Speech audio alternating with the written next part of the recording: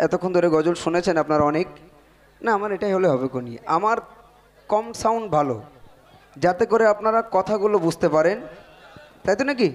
হ্যাঁ, চলুন আমি এবার আপনাদের একটা গজল শোনাবো। যেহেতু বোঝা যায় না, তাই তো? ঠিক আছে, এবার বোঝা যাবে ইনশাআল্লাহ। ভাই একটুখানি আর একটুখানি বাড়াও। হ্যাঁ, ঠিক আছে। আচ্ছা ভাই, এই কচিরা স্টপ। তোমরা কি জিকিরি গজল শুনবে এক্ষুনি? আমি ভাই বলতে পারি না, তাহলে কি দিয়ে দেবো? আমার ভাই অত তেল নেই, আমি জোর করে কারোর গলা টিপে খাওয়াইনি ভাই। ওই অভ্যাসের শিল্পী, ওই ধরনের শিল্পী আমি নই ভাই। আমি জোর করে কারোর গলা টিপে খাওয়াইনি। যদি আপনার মন চাই বলবেন ভাই, গাইবো, না বলবেন বসবো, বসে বসে চলে যাব, পয়সা দেবেন বাড়ি যাব, অত তেল নেই। বোঝা গেল? ক্লিয়ার বাংলা কথা ভাই। আমার বসিরহাটে বাড়ি, আমি এরকম একটা কাটছাট বলতে ভালোবাসি, অসুবিধে নেই তো? চলুন আমি গজল শোনাবো, আমার যে গজল আমি সেই গজল শোনাবো।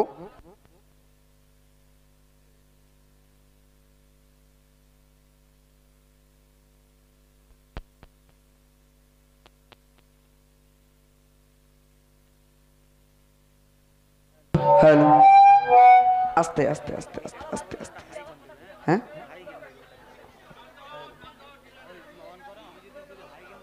হ্যালো হ্যালো, ঠিক এটা নেবো নাকি এটা নেবো? হ্যালো, ঠিক ঠিক আছে। দেখুন ভাই, আস্তে আস্তে দাও, আরো আস্তে দাও, আরো আস্তে দাও, আস্তে দাও। যেহেতু আল্লাহ রসুল, জ্ঞানটা কমাও, জ্ঞানটা কমাও, যেন কিন কিন কিন করে আওয়াজ হচ্ছে, কমাও। আই মানা স্টপ, স্টপ।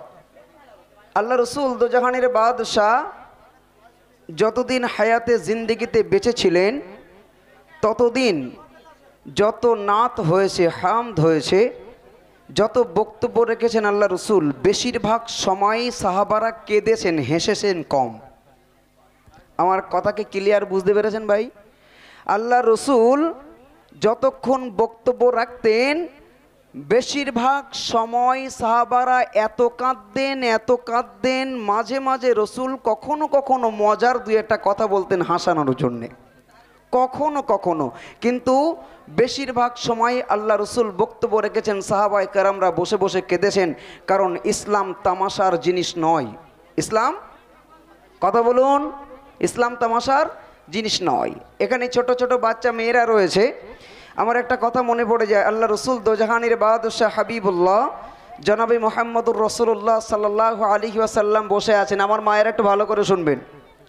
সাহাবায়ে কেরামরা বসে আছেন, নবী আমার বসে আছেন। এমতো অবস্থায় আল্লাহ রসুলের একজন সাহাবা এসে বললেন, ইয়া রসুল আল্লাহ, আমি আপনার নবনিযুক্ত সাহাবা, সবেমাত্র ইসলাম ধর্ম কবুল করেছি। এর আগে আমি বেদুইন মুশরিক ছিলাম, কাফের ছিলাম।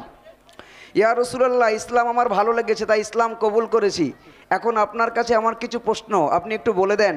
আমার জীবনে আপনি আসার আগে একটা যুগ ছিল, যে যুগটার নাম ছিল আইয়ামে জাহিলিয়াতের যুগ। সেই যুগে এমন কুপ্রথা ছিল, যে যুগে নারীদের কোনো সম্মান ছিল না।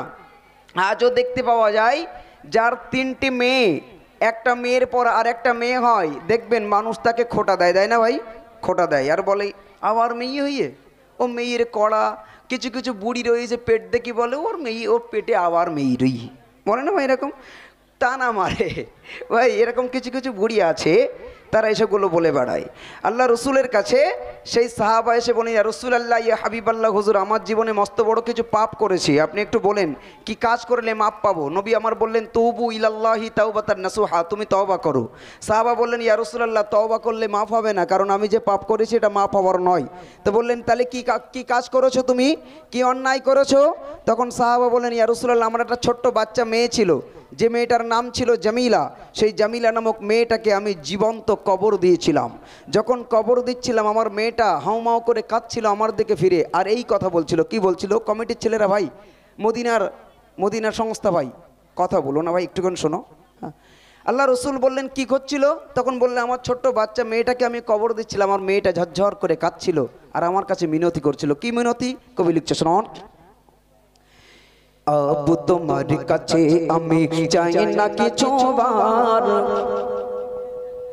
আবু তোমার কাছে আমি চাই না কিছু বার, আবু তোমার কাছে আমি চাই না কিছু বার, আমার মায়ের কাছে দাও যেতে দাও মিনতি আমার, আমার মায়ের কাছে দাও যেতে দাও মিনতি আমার, আবু তোমার কাছে আমি চাই না কিছু বার, আমার মায়ের কাছে দাও যেতে দাও মিনতি আমার, আমার মায়ের কাছে দাও যেতে দাও মিনতি আমার, বলো কি কারণে দেবে কবর কি দোষ আমার,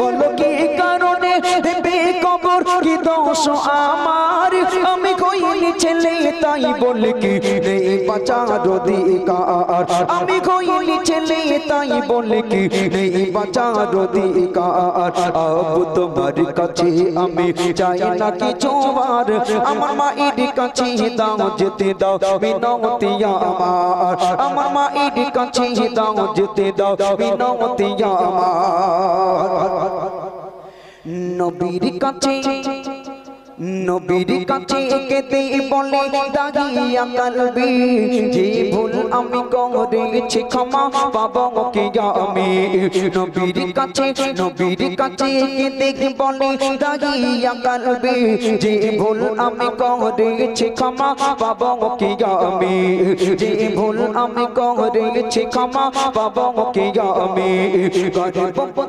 গর্ভবতী ছিল যখন আমার বিবি, তাই খুশি মনে বিদেশে গেলাম করতে আই পাতি, তাই খুশি মনে বিদেশে গেলাম করতে আই পাতি, কত আশা ছিল হবে ছেলে দেখা বসাবা, আমি দেশে ফিরে দেখিলাম আমার করোনা, আমি দেশে ফিরে দেখিলাম আমার করোনা, আবু তোমার কাছে আমি চাই না কিছু বার, আমার মায়ের কাছে দাও যেতে দাও মিনতি আমার, ইয়া রাসূলুল্লাহ ইয়া হাবিবাল্লাহ হুজুর, আমি দাহিয়া কালবি বিয়ে করলাম, খুব সুন্দরী বউ হলো আমার, আমার স্ত্রী যখন প্রেগনেন্ট হলো, আমার স্ত্রী যখন অন্তঃসত্ত্বা হলো, আমার বিবিকে আমি বাড়িতে রেখে বিদেশে কাজ করতে চলে গেলাম, যাওয়ার সময় বলে গেলাম শোনো বিবি, আমার যদি একটা ছেলে হয় তার সুন্দর একটা নাম রেখো, আর যদি মেয়ে হয় বাঁচিয়ে রাখতে হবে না, মেরে ফেলে দিও, যেন আমাকে খবরও দিও না। আমি বিদেশে চলে গেলাম, 4 বছর পরে বাড়ি ফিরলাম, গ্রামের মাটিতে পা দিতেই সবাই ডেকে বলল দাহিয়া কালবি, তোমার তো ছেলে হয় না, হয়েছিল মেয়ে, তুমি তো কাপুরুষ, হে দাহিয়া কালবি, সেই মেয়েটা আজও বেঁচে আছে, যাও মেয়েটাকে মেরে ফেলে দাও, যদি মেয়েটাকে মেরে না ফেলে দাও তোমাকে কিন্তু সমাজে জায়গা দেওয়া হবে না। আমি বাড়ি চলে গেলাম, আমার স্ত্রী দেখিয়ে দিল, ওই দেখো তোমার আব্বু আসছে, আমার ছোট্ট বাচ্চা মেয়েটা ছুটে ছুটে এসে আমার গলাটা জড়িয়ে ধরে আমাকে আব্বু আব্বু করে ডাকতে শুরু করলো, আর বললো আব্বু, সবার আব্বু ছিল, তুমি ছিলে না, কোথায় গেছিলে তুমি, আমাকে ছেড়ে বলো আব্বু, বলো আজ থেকে আমাকে প্রমিস করো আর কখনো আমাকে ছেড়ে যাবে না। ছোট্ট বাচ্চা মেয়েটা যখন কাঁদছিল, আমার ভালো লাগছিল না, আব্বু আব্বু করছিল, আমি খুশি হচ্ছিলাম না, ভাবছিলাম মেয়েটাকে মেরে ফেলবো কেমন করে, হঠাৎ আমার মাথায় একটা বুদ্ধি এলো। কি বুদ্ধি? কবি লিখছে শোনো, আমি কি করি গাই ভেবে না পাই একে কেমনে মারা যায়, আমি কি করি গাই ভেবে না পাই একে কেমনে মারা যায়, বলি চলো সোনা আজকে তোমার মামার বাড়ি যাই, আমি কি করি গাই ভেবে না পাই একে কেমনে মারা যায়, বলি চলো সোনা আজকে তোমার মামার বাড়ি যাই, বলি চলো সোনা আজকে তোমার মামার বাড়ি যাই, নূতন জামা পরে মেয়ের খুশির সীমা নয়, নূতন জামা পরে মেয়ের খুশির সীমা নয়, সে মরুভূমির উপর দিকে খুশিতে দৌড়ায়, সে মরুভূমির উপর দিকে খুশিতে দৌড়ায়, সে কিছু পরে পানির তরে করে হাহাকার, সেই সুযোগ বুঝে ভাবলাম আমি কবর খড়িবার। আবু তোমার কাছে আমি চাই না কিছু আর, আমার মায়ের কাছে দাও যেতে দাও বিনতি আমার, আমার মায়ের কাছে দাও যেতে দাও বিনতি আমার। আমি বললাম চলো মা তোমাকে মামার বাড়ি থেকে ঘুরিয়ে আনি। আমার ছোট্ট বাচ্চা মেয়েটা নূতন জামা পরে দৌড়াতে শুরু করলো। মরুভূমির গরম বালি। আমার মেয়েটা কিছু দূর গিয়ে থমকে দাঁড়িয়ে গিয়ে বললো আব্বু আর চলতে পারি না, পানির পিপাসায় বুকটা ফেটে যায়, একটু পানি পান করাও। আমি বললাম মা এটা তো মরুভূমি, এখানে যেখানে সেখানে তো পানি পাওয়া যায় না, তবে একটু গর্ত খুঁড়ে দেখি পানি পাওয়া যায় কিনা। আমি যখন গর্ত খুঁড়ছিলাম আমার মেয়েটা চিৎকার দিয়ে আমাকে বলছিল আব্বু আমি পানি খেতে চাইনি, মামার বাড়ি গিয়ে খাবো, তবে তোমার কষ্ট আমি সহ্য করতে পারছি না, অনেকদিন পরে তোমাকে পেয়েছি। একবার জোরে বলুন সুবহানাল্লাহ। মেয়েরা বেশিরভাগ বাপকে বেশি ভালোবাসে, ঠিক কিনা? আহারে আমার মেয়েটা আমার গা থেকে ধুলাবালিগুলো ঝেড়ে দিচ্ছিল আর আমার ঘামগুলো মুছে দিচ্ছিল আর বলছিল আব্বু পানি খেতে চাই না, চলো মামার বাড়ি খাবো। কিন্তু আমি তার কোনো কথা না শুনে যখন পরিপূর্ণ গর্ত খোঁড়া কমপ্লিট হয়ে গেল, আমার মেয়েটা সেই গর্তের ভিতরে নামিয়ে দিয়ে বললাম যাও এর ভিতরে পানি পেয়ে যাবে। আমার মেয়েটা যখন গর্তের ভিতরে নামিয়ে দিলাম, আমার মেয়েটা আমার দিকে ফ্যাল করে চেয়ে বললো আব্বু এখানে তো বালি আর বালি, পানি তো নাই। আরে আমি কি করলাম, কবি লিখছে শোনন। পানি খুঁজতে মেয়ে যখন ওই নামল কবরে, পানি খুঁজতে মেয়ে যখন ওই নামল কবরে, আমি উপর থেকে বালি ঢেলে দিলাম কবরে, আমি উপর থেকে বালি ঢেলে দিলাম কবরে। পানি খুঁজতে মেয়ে যখন ওই নামল কবরে, আমি উপর থেকে বালি ঢেলে দিলাম কবরে, আমি উপর থেকে বালি ঢেলে দিলাম কবরে। তার দমটি বন্ধ কবরে আগে বললো আমারে, আবু বলে ডাকিব না আর কব তোমারে, আমি আবু বলে ডাকিব না আর কব তোমারে। আবু তুমি খুশি হলে দুঃখ নেই আমার, শুধু একটি বাড়ির জন্য মাকে দেখিতে দাও আমার, শুধু একটি বাড়ির জন্য মাকে দেখিতে দাও আমার। আবু তোমার কাছে আমি চাই না কিছু আর, আমার মায়ের কাছে দাও যেতে দাও বিনতি আমার, আমার মায়ের কাছে দাও যেতে দাও বিনতি আমার। আমার মেয়েটা যখন গর্তের ভিতরে, আমি উপর থেকে দরদর করে বালি ফেলতে ফেলতে তার কোমর পর্যন্ত যখন ঢেকে দিলাম, আমার মেয়েটা বুঝতে পারলো আমার আব্বু আমাকে মেরে ফেলে দিতে চায়। আহারে আমার মেয়েটা চিৎকার দিয়ে বললো আব্বু পানি খেতে চাইলে তুমি মেরে ফেলে দেবে, আগে যদি জানতাম তোমার কাছে পানি খেতে চাইতাম না। ও আমার আব্বু তুমি আমাকে মেরো না, আমার মায়ের কাছে ফিরে যেতে দাও। কিন্তু তার আমি কোনো কথা শুনলাম না। যখন গলা পর্যন্ত ঢেকে দিলাম, আমার মেয়েটা চিৎকার দিয়ে বললো আব্বু তুমি আমাকে মেরে ফেলে দাও, তাতে আমার কোনো দুঃখ নাই, তবে মরার আগে আমার মায়ের সোনার চাঁদ মুখখানা একবার দেখতে দাও। কিন্তু তারপরেও আমার মনে মায়া দয়া আসেনি। আমি যখন পরিপূর্ণ ঢেকে দিয়ে অপেক্ষা করছিলাম, কিছুক্ষণ পরে সেই মাটির ভিতর থেকে চিৎকার দিয়ে আমার মেয়েটা কেঁদে উঠে কয়েকবার বলল মা মা মা করতে করতে চোখের সামনে মারা গেল। ইয়া রাসূলুল্লাহ, আমার মেয়েটার ছবি আজও আমার চোখের সামনে ভেসে ওঠে। আপনি একটু বলেন কি কাজ করলে আমি মাপ পাবো? দয়ার নবী দু জাহানের বাদশাহ ঝরঝর করে কাঁদছেন, চোখ দিয়ে টপ টপ করে পানি পড়ছে। আর দাহিয়া কলবিকে লক্ষ্য করে বললেন হে দাহিয়া কলবি, তুমি জানো না তুমি কি অন্যায় করেছো? তুমি কি শোনো নাই মায়ের পায়ের তলায় সন্তানের বেহেশত? একবার জোরে বলা যাবে না সুবহানাল্লাহ? একটু জোরে বলুন না সুবহানাল্লাহ। হে দাহিয়া কলবি, তুমি সাক্ষী থাকো, আমি রাসূলুল্লাহ ঘোষণা দিলাম যার একটা মেয়ে হবে, যদি শরিয়াতের মাপকাঠিতে মানুষ করতে পারে, সেই ব্যক্তিকে আমি সাথে করে দয়ার জান্নাতে নিয়ে যাব। যার 3টে মেয়ে হবে তাকে আমি সাথে করে দলবদ্ধভাবে আমরা দয়ার জান্নাতে যাব। একবার জোরে বলুন সুবহানাল্লাহ। তাই শেষ কথায় প্রিয় কবি কি লিখছে শুনুন। দয়ার নবী কেঁদে বলে দাগিয়া কলবি, তোমায় ক্ষমা করবে কিনা জানে আল্লাহ রবি। দয়ার নবী কেঁদে বলে দাগিয়া কলবি, তোমায় ক্ষমা করবে কিনা জানে আল্লাহ রবি। তুমি ঈমান এনে মুসলিম হয়েছ সাহাবী, তবু আমার থেকে থাকবে দূরে জানাই আরজি, তবু আমার থেকে থাকবে দূরে জানাই আরজি। বলে সাইফুদ্দিন নারীর করম সমাদর,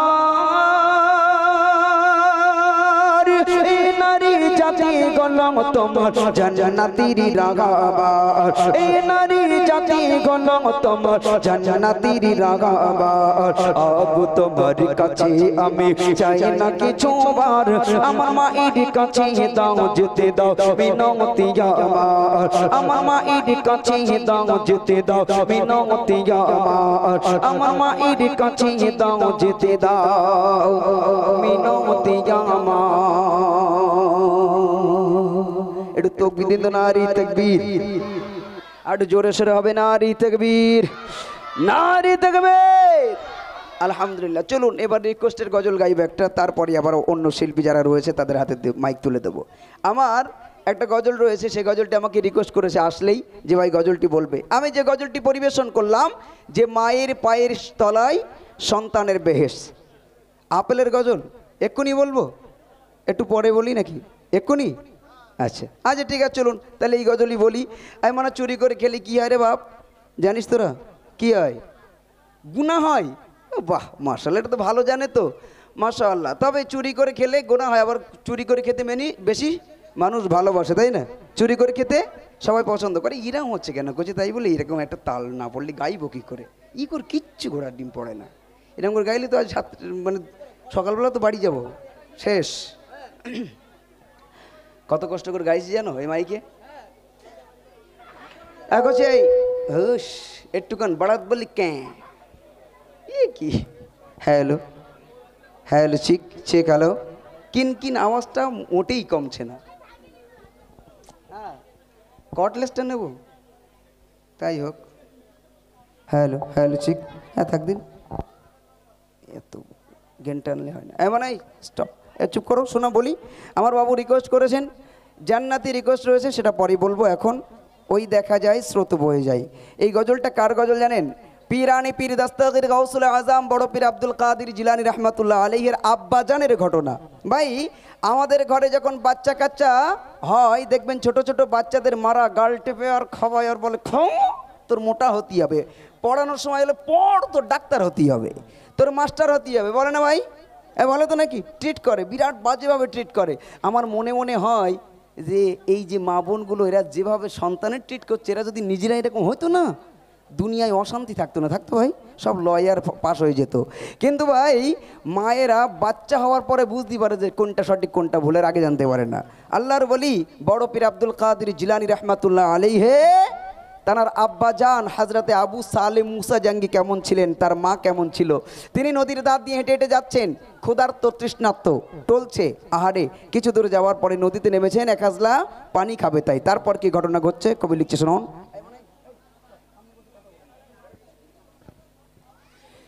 ওই দেখা যায় স্রোতে বয়ে যায় একে আফেলে ভেসে যায় আল্লাহর বলি আবু সালেহ মুসা সেই আফেলে কে নেয়। ওই দেখা যায় স্রোতে বয়ে যায় একে আফেলে ভেসে যায় আল্লাহর বলি আবু সালেহ মুসা সেই আফেলে কে নেয়।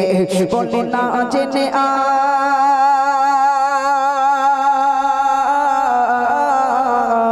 বলে না জেনে আজ ফল খেয়েছি কাঙ্গারি বাগানে, বলে না জেনে আজ ফল খেয়েছি কাঙ্গারি বাগানে। আল্লাহর বলে আবু সালেহ মুসা যাই তাগার সন্ধানে। ওই দেখা যায় স্রোতে বয়ে যায় একে আফেলে ভেসে যায় আল্লাহর বলে আবু সালেহ মুসা সেই আফেলে কে নেয়। বলে না জেনে বলে না জেনে আজ ফল খেয়েছি কাঙ্গারি বাগানে, বলে না জেনে আজ ফল খেয়েছি কাঙ্গারি বাগানে। আল্লাহর বলে আবু সালেহ মুসা যাই তাগার সন্ধানে। ওই দেখা যায় স্রোতে বয়ে যায় একে আপেল ভেসে যায় আল্লাহর বলে আবু সালেহ মুসা সেই আপেল খেয়ে নেয়। আপেলটা খাওয়ার পরে তার মনে পড়ে গেল হাক্কুল্লাহি ওয়া হাক্কুল ইবাদ। আল্লাহ বলছেন আমার হক যদি কেউ ফাঁকি দেয়, আল্লাহ বলছে আমি চাইলে ক্ষমা করে দিই, কিন্তু কোনো বান্দা যখন বান্দার হক ফাঁকি দেয়, আল্লাহ বলছে যতক্ষণ ক্ষমা না চাই, সেই বান্দার কাছে ক্ষমা না চায় আল্লাহ ক্ষমা করে না। তিনি ক্ষমা চাওয়ার জন্য ছুটেছেন কার কাছে? যার গাছের ফল খেয়েছে তার কাছে ক্ষমা চাইতে শুরু যাবেন, এমন করে চলতে শুরু করেছেন। কত দূর গেলেন? কবি লিখছেন সারা দিন চলতে থাকে নদীর পথ ধরে, সারা দিন চলতে থাকে নদীর পথ ধরে।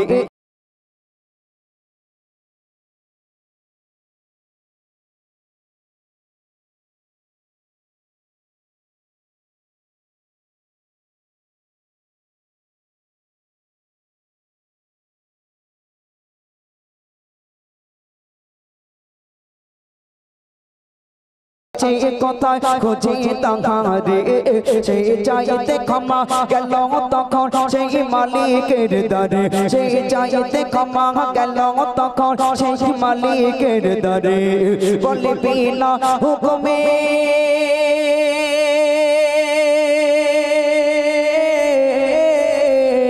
বলে বিনা হুকুমে ফল খেয়েছি আপনারি বাগানে, বলে বিনা হুকুমে ফল খেয়েছি আপনারি বাগানে। আজ 2 দিন হলো আছি খেতায় আপনার ইন্তজারে, আজ দাও গো ক্ষমা করে আমায় ও গো মালিক ভাই, ক্ষমা না পেলে কি জবাব দেব খোদার দরগায়। ওই দেখা যায় সতে বয়ে যায় একে আপেল ভেসে যায়, আল্লাহর বলি আবু সালেহ মুসা সেই আপেল খেয়ে নেয়। সারাদিন হেঁটেছেন, হাঁটতে হাঁটতে 1 ক্রোশ নয় 2 ক্রোশ নয় 5 ক্রোশ দূরে গিয়ে দেখছেন নদীর উপর একটা ডাল ঝুলে রয়েছে। হ্যাঁ, তাহলে একটু বেশ বাড়াও, এনে করে গাওয়া যায় কচি গজল, মরে যাবো তো 2-4টে গজল গেই। হ্যালো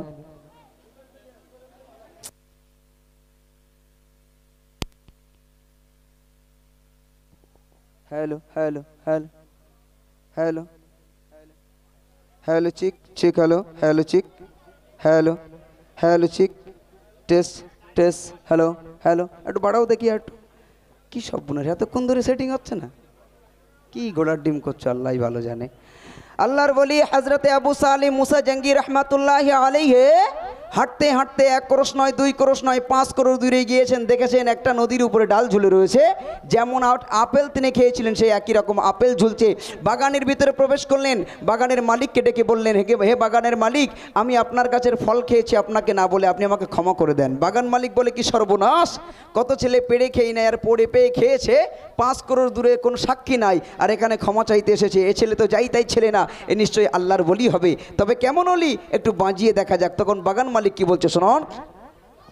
ওই বাগানে মালিক ভাবে মনে নয় সাধারণ ছেলে, ওই বাগানে মালিক ভাবে মনে নয় সাধারণ ছেলে।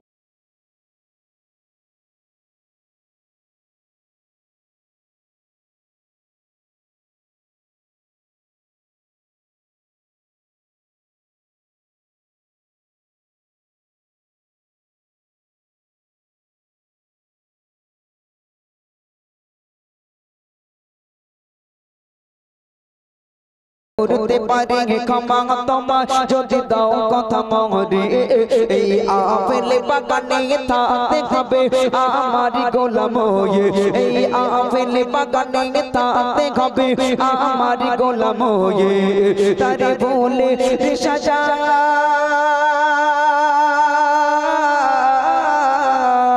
তারে ভুলে সাজা মনে করে রাজি হয়ে যায়, আপেল বাগানের গোলাম হয়ে জীবন কাটায়, ওই আপেল বাগানের গোলাম হয়ে জীবন কাটায়। ওই দেখা যায় সতে বয়ে যায় একে আপেল ভেসে যায়, আল্লাহর বলি আবু সালেহ মুসা সেই আপেল খেয়ে নেয়। ওই দেখা যায় সতে বয়ে যায় একে আপেল ভেসে যায়, আল্লাহর বলি আবু সালেহ মুসা সেই আপেল খেয়ে নেয়। বাগান মালিক বলল, শোনো বাবা, হে ছেলে, আমি তোমাকে ক্ষমা করে দিই। তুমি আমার গাছের ফল খেয়েছো আমাকে না বলে ক্ষমা চাইতে এসেছো, ভালো কথা, ক্ষমাও করে দেব, বাট ওয়ান কন্ডিশন, একটা শর্ত পূরণ করতে হবে। কি শর্ত? আমার বাগানে তুমি গোলামি করবে, আমার বাগানে গোলামি করো, আমি যেদিন তোমার প্রতি খুশি হব সেই দিন আমি তোমাকে ক্ষমা করে দেব। উনি রাজি হয়ে গেলেন, গোলামি করতে শুরু করলেন। কোন লেখক লিখেছেন 12 বছর গোলামি করেছেন, কোন লেখক লিখেছেন 3 বছর গোলামি করে আবার মালিকের কাছে গিয়েছে, হাত জোড় করে বললেন, হুজুর আমি আবু সালেহ মুসা জাঙ্গি এসেছি, আমি সেই গোলাম, আপনি আমাকে ক্ষমা করে দেন, আমি বাড়ি ফিরে যাই, কারণ আমার মা আমার জন্য অপেক্ষা করছে, আমি এখানে আছি, আমার মা জানে না, আপনি আমাকে ক্ষমা করে দেন, আমি বাড়ি ফিরে যাই। বাগান মালিক তখন ঘুরিয়ে কি প্রশ্ন করছে, কবি লিখছে শোনো। তিনটি বছর পরে আবার গেল মালিকের দ্বারে, তিনটি বছর পরে আবার গেল মালিকের দ্বারে, বলে দাও গো ক্ষমা করে আমার যাব ঘর ফিরে। তিনটি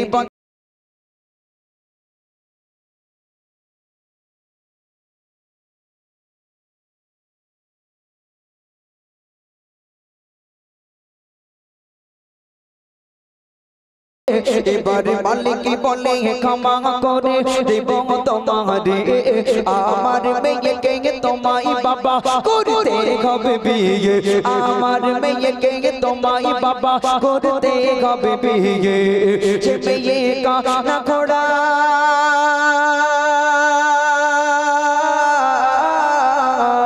সে মেয়ে কানা ঘোড়া বানলো কালো কদা কাগর, সে মেয়ে কানা ঘোড়া বানলো কালো কদা কাগর, যদি তাকে বিয়ে করো তুমি দেব ক্ষমা করে। ওই দেখা যায় সতি বয়ে যায় তাকে আফেলে বেশে যায়, আল্লাহর বলে আবু সালেহ মুসা সেই আফেলে খেয়ে নেয়। ওই দেখা যায় সতি বয়ে যায় তাকে আফেলে বেশে যায়, আল্লাহর বলে আবু সালেহ মুসা সেই আফেলে খেয়ে নেয়। ক্ষমা করে দেব, বাট লাস্ট কন্ডিশন, একটা শেষ শর্ত যে তোমার পূরণ করতে হবে। বাবা আমার একটা মেয়ে আছে, যে মেয়েটা কানা খোড়া বোবা নুলো কুৎসিত কালো কদাকার, তাকে তোমার যে বিয়ে করতে হবে বাবা। উনি এক বাক্যে মাথাটা নিচু করে ভাবলেন, তাই তো আজ আমি যদি বিয়ে না করি ইনি আমায় ক্ষমা করবে না, আর ক্ষমা যদি না করে কিয়ামতের দিন হাসরের ময়দানে একটা দিন হবে 50,000 বছরের দিন, সেই দিন আমি আসামির কাঠগড়ায় দাঁড়িয়ে থাকবো কেমন করে? তার থেকে বরং ওই 50,000 বছরের থেকে এই 60-70 বছরের জীবন অনেকটা ছোট, ওর থেকে কানা মেয়ে বিয়ে করে ক্ষমাটা চেয়ে নি। আহারে আল্লাহর বলি তো এমনি এমনি হওয়া যায় না। উনি সঙ্গে সঙ্গে রাজি হয়ে গেলেন এবং ওনার মেয়েকে বিয়ে করতে রাজি হয়ে গেলেন। যেই কথা সেই কাজ, বিয়ে হয়ে গেল। এবার কি হবে? এবার হবে সুন্নতি রাত, বাসর রাত, একজন আরেকজনকে দেখবে। আহারে উনি যখন ঘরের দরজায় দাঁড়িয়েছেন, শ্বশুর মশাই দেখিয়ে দিল এই ঘরে আমার মেয়ে আছে, যাও তোমার জন্য অপেক্ষা করছে। উনি দরজায় দাঁড়ালেন, জানে আমার বউ কালা, শুনতে পাই না, বোবা, বলতে পারে না, তারপরেও দরজায় দাঁড়িয়ে টোকা দিলেন, দিয়ে বলেন আসসালামু আলাইকা ইয়া আহলাল বাইত। জানি উত্তর আসবে না, কারণ বউ তো বলতেই পারে না, শুনতে পাই না। ওনার সালাম দিতে যতটুকু দেরি, উত্তর আসতে দেরি নেই। এমন করে নারী কণ্ঠের আওয়াজ ভেসে এলো, ওয়ালাইকুমুস সালাম ওয়া রাহমাতুল্লাহ। একবার জোরে বলুন সুবহানাল্লাহ। উনি এবার একটু কেঁপে উঠলেন, কি সর্বনাশ, রং নম্বরে আসেনি তো? এটাই আমার বউ তো, কারণ আমার শ্বশুর মশাই যা বললে তো মেলে না। আরে উনি ঘরের ভিতর প্রবেশ করলেন, জিজ্ঞাসা করলেন, ও my wife, O my wife, ও মেরে পত্নী, আই ক্যান সি, আমি কি তোমাকে একবার দেখতে পারি? মেয়েটা খাট থেকে নামলেন, গুটি গুটি পায়ে হযরতে আবু সালেহ মুসা জাঙ্গির সামনে দাঁড়ালেন, পায়ে হাত দিয়ে কদম মুছে করে বললেন, ওগো স্বামী, আপনি তো আমার সেই স্বামী। আল্লাহ বলেছেন, আল্লাহর পরে যদি কারোর সেজদা করার কথা আল্লাহ বলতেন, স্ত্রীদেরকে বলতেন তোমরা তোমাদের স্বামীদের পায়ে সেজদা করো। আপনি তো আমার সেই স্বামী, আপনার কাছে আমার জান, আমার মাল, আমার ইজ্জত, আমার আবরু সব কিছু কোরবান, নিশ্চয়ই আপনি আমাকে দেখতে পারেন। বলে যেই না নিজের ঘোমটা নিজে নিজে তুলেছে, হযরতে আবু সালেহ মুসা জাঙ্গি নিজের বউয়ের মুখ দেখে বিরাট জোরে দৌড়চ্ছে। শ্বশুর মশাই দরওয়ান হয়ে দাঁড়িয়েছিল, জানে আগুন ধরবে, আর দৌড়িয়ে চলে যায়। শ্বশুর মশাই হাতটা ধরে বলে, আবু সালেহ যাও কোথায়? বলে হুজুর আমার বউ কোথায়? বলে কেন বাবা, ঘরের ভিতরে যাকে দেখে এলি সেটা কি তোমার বউ নয়? বলে কেমন করে হয়? আপনি যে বলেছেন আপনার মেয়ে কানা, আপনার মেয়ে খোড়া, আপনার মেয়ে বোবা, আপনার মেয়ে নুলু, আপনার মেয়ে কুৎসিত কালো কদাকার, কিন্তু বিশ্বাস করুন ঘরের ভিতরে যাকে দেখে আসলাম এ মেয়ে কানাও নয়, খোড়াও নয়, বোবাও নয়, কুৎসিত কালো কদাকার নয়, পূর্ণিমার চাঁদের চেয়েও সুন্দর, পরীর মতো আপ্সারা এক যুবতী নারী। একটু জোরে বলুন সুবহানাল্লাহ। আবু সালেহ শ্বশুর মশাই বলে, ছেলে ওটাই আমার মেয়ে, ওটাই তোমার বউ, আর এই বিরাট আপেল বাগানের মালিকানা আমার মেয়ে, যাও আজ থেকে তোমার হাতে তুলে দিলাম। আমার মেয়ে কানা খোড়া বোবা নয়। হে ছেলে, আমার মেয়ের উপযুক্ত পাত্র হলে তুমি তোমার হাতে তুলে দিলাম। একবার জোরে বলুন সুবহানাল্লাহ। তাই কবি শেষ কথায় লিখছেন, আল্লাহর ভয়ে ভীত হয়ে রাজি হয়ে জাগায় কানা খোড়া বোবা মেয়েকে বিয়ে করে নেয়। আল্লাহর ভয়ে ভীত হয়ে রাজি হয়ে জাগায় কানা খোড়া বোবা মেয়েকে বিয়ে করে নেয়। বাসরি ঘরে বউকে দেখে সে ঘর ছেড়ে পালা গায়। বাসরি ঘরে বউকে দেখে সে ঘর ছেড়ে পালা গায়। বলে এত অপরাধ সুন্দর নারী আমার বউ তো নয়। বলে এত অপরাধ সুন্দর নারী আমার বউ তো নয়। বলে সাইফ দিনে আমেনে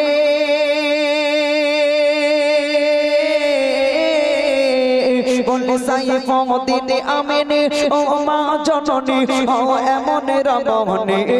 বলে সাইফ দিনে আমেনে ও মা জননী ও এমন রমণী। তবে তোমাদের গর্বে হবে আব্দুল কাদের জিলানী। তবে তোমাদের গর্বে হবে আব্দুল কাদের জিলানী। ওই দেখা যায় সসি পয়ে যায় একে আপেল ভেসে যায়।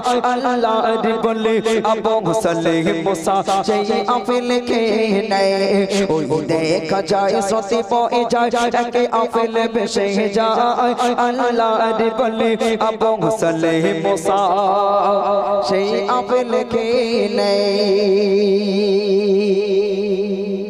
তার ছিল কিসের ভয় বাবু? আমার বয়স্ক বাবাজিরা যারা শুনছেন, আপনাদের কাছে প্রশ্ন, এই যে আবু সালের ঘটনা বললাম, এর অন্তরে কি ছিল?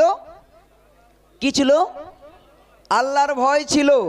তাকে কেউ দেখিনি, তারপরেও আল্লাহর সে ভয় করেছে। আজ বর্তমান মানুষের কোনো কিছুর অভাব নেই, একটার অভাব, সেটা হলো আমাদের অন্তর থেকে খোদার ভয় উঠে গেছে।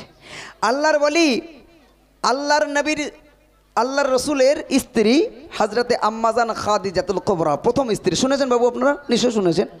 এই খাদিজা, আচ্ছা কমিটির ভাইরা, এই সামনের লোকগুলো খুব মনোযোগ দিয়ে শুনছে। একটুখানি ভাই প্লিজ একটু আস্তে কথা বলুন, একটুখানি একটুখানি একটুখানি আসতে ভাই প্লিজ, আপনাদের কাছে রিকোয়েস্ট, একটু আসতে বলুন ভাই। এদিকে মানুষগুলো শুনছে, একটুখানি আসতে বলুন ভাই। আপনারা তো শোনার জন্য দাওয়াত করে এতটুকু মানুষ আহ্বান করেছেন, প্লিজ আপনারা কথা বলবেন না। আমি জাস্ট একটা ছোট্ট করে গজল বলে আমার পরের শিল্পীকে আমি দেবো, সময় নষ্ট আমি করবো না, কারণ অনেক শিল্পী। আমি শুধু আরেকটা বলে নিচ্ছি, কেন জানেন? এই টিমের লাইন, এই লাইনে একবার বসলি আবার যে কখন আমার পালা আসবে আল্লাহ ছাড়া কেউ জানে না। এই জন্য আরেকটা বলে নিই। হযরতে আম্মাজান খাদিজাতুল কুবরা রাদিয়াল্লাহু তাআলা আনহা, আল্লাহ রসুলের প্রথম স্ত্রী। এই খাদিজা সে আল্লাহ রসুলের স্ত্রী, প্রথম কথা। দ্বিতীয়ত কথা, খাতুনে জান্নাত হযরত ফাতিমাতুজ জাহরা রাদিয়াল্লাহু তাআলা আনহার কে? মা। 3 নম্বরের পরিচয়, সে হলো হাসান আর হোসাইনের নানি। সেই খাদিজা, যে খাদিজা প্রতিদিন পায়ে হেঁটে আল্লাহ রসুল হেরা গুহায় সাধনা করতেন, আর সেখানে খাদিজা পায়ে হেঁটে হেঁটে হেঁটে হেঁটে আমরা সচক্ষে ভাই দেখে এসেছি জাবালে নূর পর্বত। আমাদের মতো ইয়াং ছেলে উঠতে তাই কুকুর যেমন হাঁপায় তেমন হাঁপিয়েছে, আর কয়েকবার বসেছি ভাই হেরা গুহায় উঠতে। আর খাদিজা তখন রাস্তাঘাট কিছু ছিল না, খাদিজা প্রতিদিন কি করতেন? ওই পাহাড় বেয়ে বেয়ে উঠে আল্লাহ রসুলের জন্য খানা নিয়ে যেতেন। সেই খাদিজাকে আল্লাহ ভালোবেসে আল্লাহ রসুলের দ্বারা খাদিজাকে সালাম পাঠালেন। একবার জোরে বলুন সুবহানাল্লাহ। সেই খাদিজা একদিন দরজা জানলা বন্ধ করে বিরাট জোরে কাঁদছে, বিরাট জোরে কাঁদছে। ফাতেমা দরজায় টোকা দিলে, মা কাঁদো কেন, কি হয়েছে? কোনো কথার উত্তর দেয় না। এবার ফাতেমা আর দেরি না করে দৌড়াতে শুরু করেছেন, কোথায় আব্বা হুজুর আছে। ছুটতে ছুটতে কোথায় যাচ্ছে, আর খাদিজা কেন কাঁদছে দরজা জানলা বন্ধ করে? কবি লিখছে, শোনান। একদিন দুপুরে নবীর ঘরে কান্না শোনা যায়, একদিন দুপুরে নবীর ঘরে কান্না শোনা যায়। আম্মা খাদিজা কাঁদছে কেন পড়িয়া সেজদায়, আম্মা খাদিজা কাঁদছে কেন পড়িয়া সেজদায়। একদিন দুপুরে নবীর ঘরে কান্না শোনা যায়, একদিন দুপুরে নবীর ঘরে কান্না শোনা যায়। আম্মা খাদিজা কাঁদছে কেন পড়িয়া সেজদায়, আম্মা খাদিজা কাঁদছে কেন পড়িয়া সেজদায়। শোনো না ও মুমিন মুমিনা, শোনো না ও মুমিন মুমিনা। মা ফাতেমা ছুটে ছুটে নবীর দাঁড়ে যায়,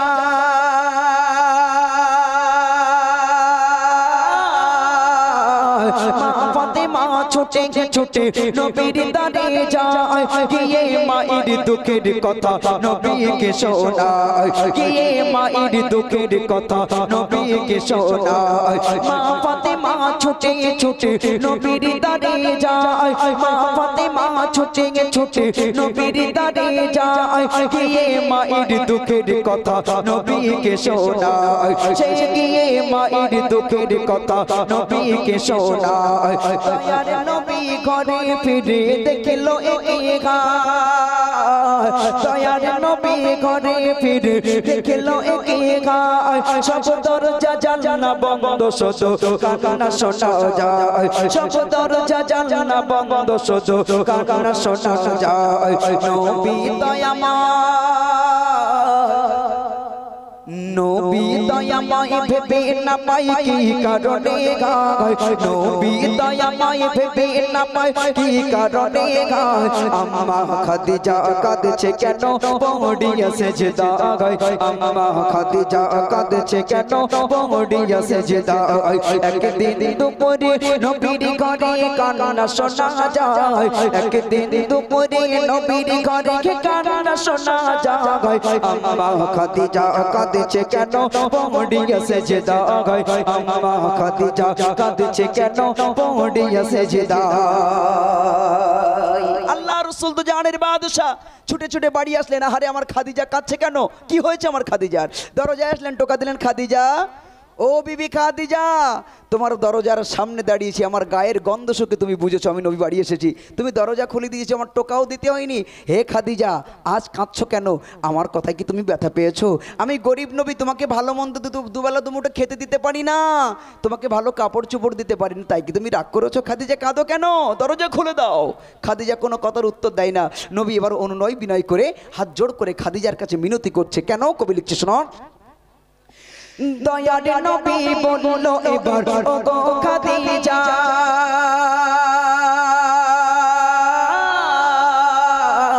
দয়ার নবী বলল এবার ওগো খাদিজা, তোকাই তোমার তুমি এবার খুলে দাও দরজা, তোকাই তোমার তুমি এবার খুলে দাও দরজা, তোকাই তোমার তুমি এবার খুলে দাও দরজা। ভিতর থেকে ভিতর থেকে কান্না সুরে বলল খাদিজা, ভিতর থেকে কান্না সুরে বলল খাদিজা। কিছু শর্ত আমার করলে পূরণ খুলিব দরজা, কিছু শর্ত আমার করলে পূরণ খুলিব দরজা। দয়ার নবী বলে ওগো বিবি খাদিজা, দয়ার নবী বলে ওগো বিবি খাদিজা, সব শর্ত পূরণ করব কথা দিলাম আজ তোমায়, সব শর্ত পূরণ করব কথা দিলাম আজ তোমায়।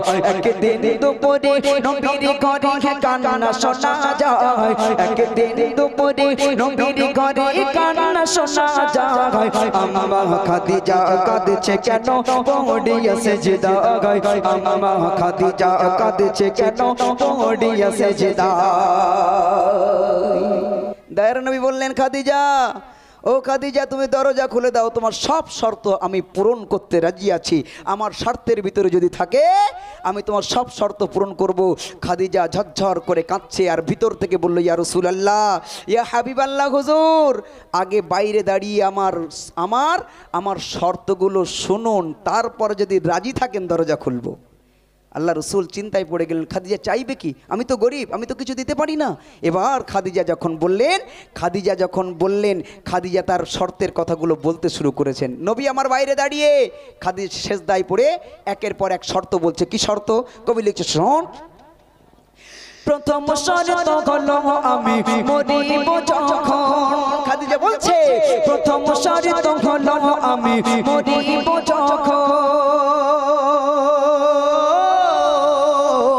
প্রথম শর্ত হলো আমি মরিব যখন, তোমার গায়ের জামা হবে আমার কাফন, নবী তোমার গায়ের জামা হবে আমার কাফন, সেই কবরে সবাই আমার করিবে দাফন, সেই কবরে সবাই আমার করিবে দাফন, ওই কবর যেন পাই গো নবী তোমারি বদন, ওই কবর যেন পাই গো নবী তোমারি বদন।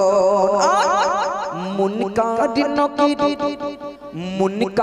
নকিরি আসবে যখন আমার কবরে, ইয়া রাসূলুল্লাহ, মুনকার নকিরি আসবে যখন আমার কবরে, মুনকার নকিরি আসবে যখন আমার কবরে, থাকবে তুমি সেই সময় আমার কবরের ধারে, থাকবে তুমি সেই সময় আমার কবরের ধারে, একদিন দুপুরে নবীর ঘরে কান্না শোনা যায়, একদিন দুপুরে নবীর ঘরে কান্না শোনা যায়, আম্মা খাদিজা কাঁদছে কেন পড়িয়া সেজদায়, আম্মা খাদিজা কাঁদছে কেন পড়িয়া সেজদায়।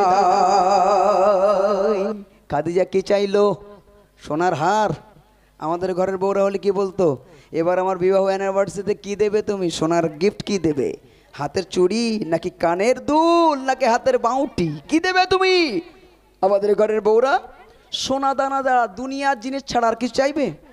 দুনিয়ার জিনিস, যার বাপের বাড়ি গিয়েলাম 2 লাখ টাকাতে বাথরুম করে কি সুন্দর দেখে আইছি, পাথরটা তুললাম, তুমি করবো না? তুমি কবে করবা? বলো না। আমাদের ঘরের বউদের দুনিয়াবি চাহিদা ছাড়া কিছু নাই, কিন্তু আল্লাহ রসুলের স্ত্রী, নিজের স্ত্রী খাদিজা, সে দাবি করলেন আল্লাহ রসুলের কাছে, ইয়া রাসূলুল্লাহ, আমি খাদিজা যেদিন দুনিয়া ছেড়ে বিদায় নিয়ে চলে যাব, আপনি যেন দুনিয়ার কোনো কেনা কাফন দ্বারা আমার কাফন পরাবেন না, আপনার গায়ের জামা দিয়ে আমার কাফনটা করবেন। দ্বিতীয় নাম্বার শর্ত, ইয়া রাসূলুল্লাহ, আমাকে যে কবরে রাখা হবে, আমি খাদিজা যে কবরে আমাকে দাফন করা হবে, ওই কবরে আমাকে রাখার আগে আপনি একটু কবরের ভিতরে গড়াগড়ি দিয়ে দেবেন, যাতে করে আপনার গায়ের গন্ধ আমার কবর পেয়ে যায়। আল্লাহর ফারিস্তারা যখন আসবে তখন তারা যেন কবরে ঢুকলেই বুঝতে পারে এই কবরে আল্লাহ রসুলের গায়ের গন্ধ পাওয়া যায়। একবার জোরে বলুন সুবহানাল্লাহ। 3 নম্বরের শর্ত, ইয়া রাসূলুল্লাহ, যখন আমাকে কবর দিয়ে সবাই চলে যাবে আপনি যেন যাবেন না, আপনি কবরের পাশে দাঁড়িয়ে থাকবেন, কারণ মুনকার নাকিরের ফারিস্তাদের দেখে যদি আমি আতঙ্কিত হয়ে যাই, ভয় পেয়ে যাই, আর প্রশ্নের উত্তরগুলো যদি ভুলে যায়, আপনি একটু উপরে দাঁড়িয়ে দাঁড়িয়ে তালকিন করে আমাকে একটু সাহস যোগাবেন। একবার জোরে বলুন সুবহানাল্লাহ। খাদিজার কবরের প্রতি এই ভয় দেখে আল্লাহ কি করলেন, আর খাদিজা যখন দুনিয়া ছেড়ে বিদায় নিয়ে চলে গেলেন, তারপর কি ঘটনা ঘটছে হাত দেখাবো, একবার সুবহানাল্লাহ হবে ইনশাআল্লাহ, হবে তো নাকি? জি, কবি লিখছে, শুনুন। মা খাদিজা দুনিয়া হতে যেদিন নিল যে বিদায়,